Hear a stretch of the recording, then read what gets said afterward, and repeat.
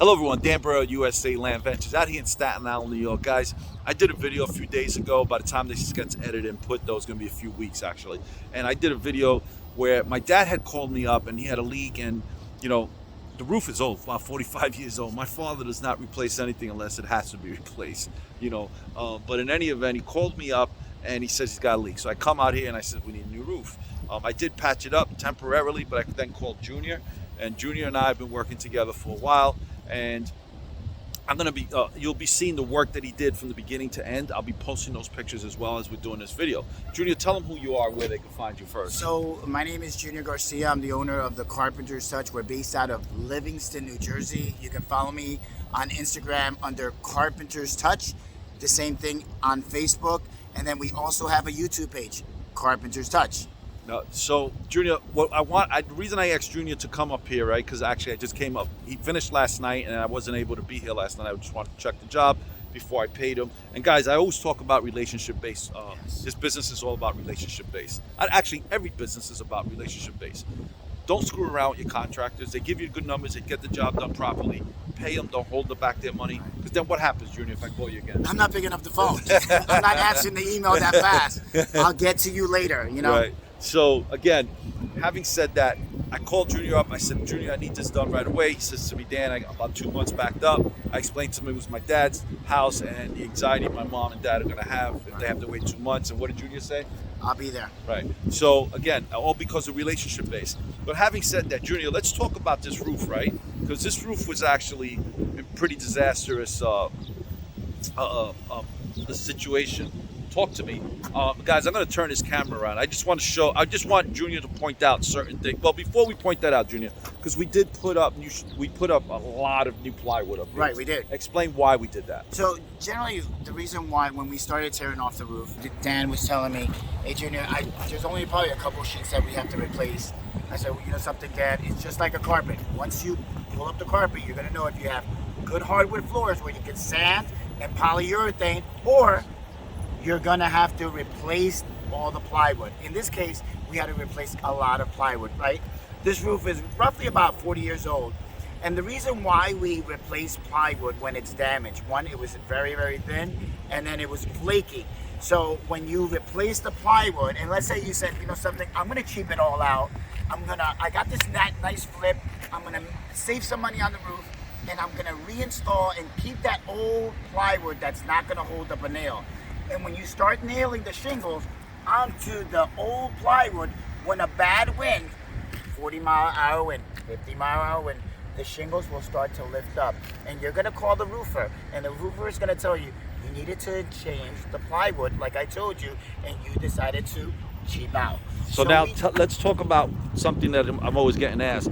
How many nails do you put per shingle? How many nails do you put per plywood? So GAF requires us to install 5 to 6 nails per shingle, and there is a nailing zone right here, right above here. That's called the sweet spot. That sweet spot, right, is where you're nailing in between actually 2 shingles, right? So it'll hold the shingle down when 130-mile-an-hour winds will come, right? For a plywood, you're generally putting 5 to 6 nails per rafter. So 16 on center, you're going to put 5 to 6 nails on that rafter. 5 to 6 nails on this rafter. 5 to 6 nails on this rafter, or more, right? Let's talk That's about the minimum requirement. This is what I really want to talk about. I fell in love with this. Let's talk about. This is an old skylight. My dad didn't want it. My parents didn't want to change.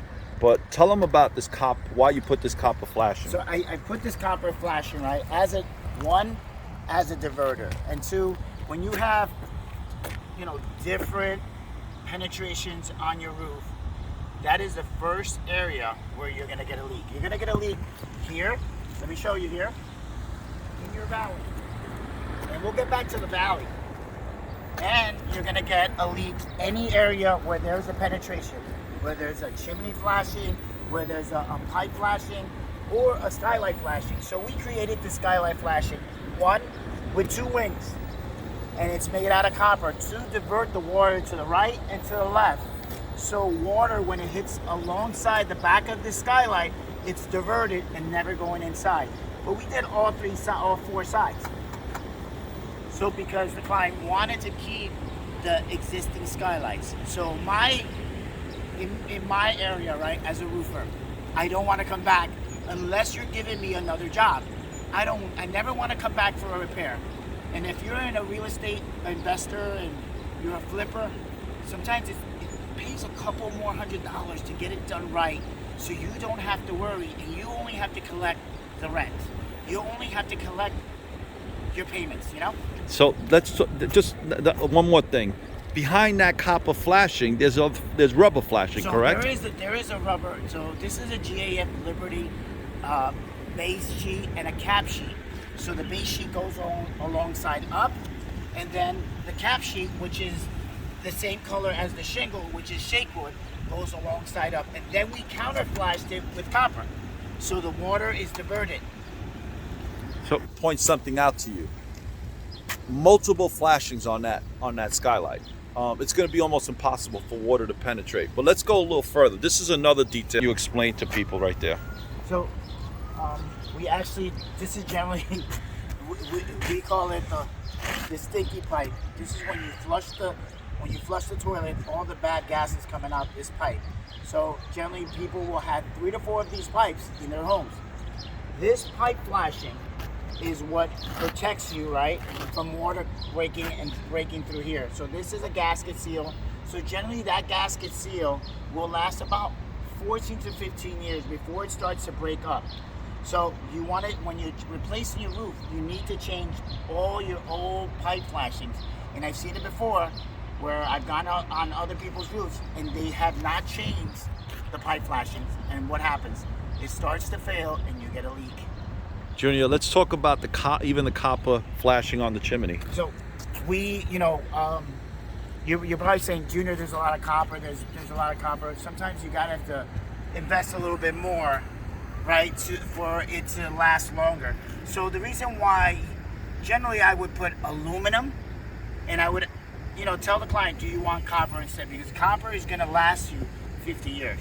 Aluminum is going to last you around 10 to 12 years before it starts to break away, before it starts to fail, before you start getting a leak.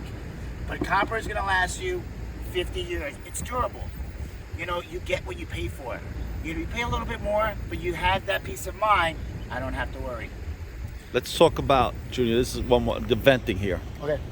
So, people say, why do you add vents? The purpose for a vent, whether this square vent or the ridge vent over on my left side, you want to ventilate your roof. And I like to give that analogy is because outside it's 97 degrees, right? 87 degrees. On your roof, it's about 130 degrees. So if you don't have any ventilation, it's baking inside your attic, and your attic wants to ventilate out, but you keep it closed, and what happens is that these shingles start to cook. I said it starts to cook. So what happens? Your shingle that should last you 30 years only lasts you about 18 to 20 years, and you're saying, well, I just changed this roof, what happened? And doesn't that kill your warranty as well? It does kill your warranty. So, GAF won't give you a warranty if you don't have proper ventilation in your roof and underneath your soffit. You want cold air to come in through your soffit and hot air to come out through your ridge. This is a good example of a ridge vent. So this is a Cobra ridge vent, and you're probably saying, I don't see anything. It's like almost a black Brillo pad, so bugs don't go in, but the hot air is released out, right? So this portion of ventilation is so ideal for any new roof that you replace. Let's talk about the ridge. So this valley, generally in people's homes, you'll have where one roof meets the other roof. And in order for you to tie this, in right, you need to run the shingles at least 8 to 10 inches underneath this shingle, and then this shingle will come over. But before all that, you want to run ice and water. Ice and water membrane here. It's a rubberized membrane in this section. Why? Because this is an area where water leaks come through in your valleys. So on the eaves, alongside the eaves, we put all ice and water. Why? Why do we put ice and water on our eaves? Because of ice damming. But you guys are down in Florida. I don't need that. You probably don't. But we in Jersey and in Staten Island, and also in the Northeast in general, right? Everybody uses ice and water because they don't want ice damming in the future. Let's talk about the edge, because I know in Florida you can't have an edge versus here you can. Right. So generally when we come to the roof, right? We come to the roof and we measure from the drip edge on the side over, and we extend our shingle 1.25 inches over, almost like a drip edge, right? And you're probably from Florida, you're probably from Georgia. Guess what? Over the roofers in Georgia and Florida, they nail their shingle exactly flush to the fascia board. Why? Because they know that they get hurricanes and the air will lift up and the wind will lift up the shingles and it'll fly off. So their code is more stricter than our codes up here in the Northeast. Guys, I want to first of all thank Junior for taking the time out to explain all the minor details that go into laying down a roof, guys. And I hope that this video helps you when you're vetting a roofer to come and do your fix and flip or your long-term hold or even your personal home for that. But if you want to get a hold of Junior, again, Junior, tell them how they can get a hold of you. Definitely, you can always message me on Instagram, or you can always call me at 973-994-1085. I'm in Jersey. I do Staten Island.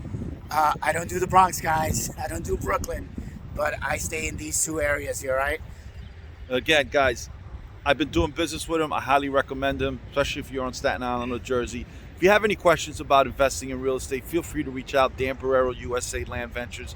Remember that I also do a free mentorship class every Wednesday night, and it's absolutely free to join. It's absolutely free to sign up. Dan Borrero, USA Land Ventures.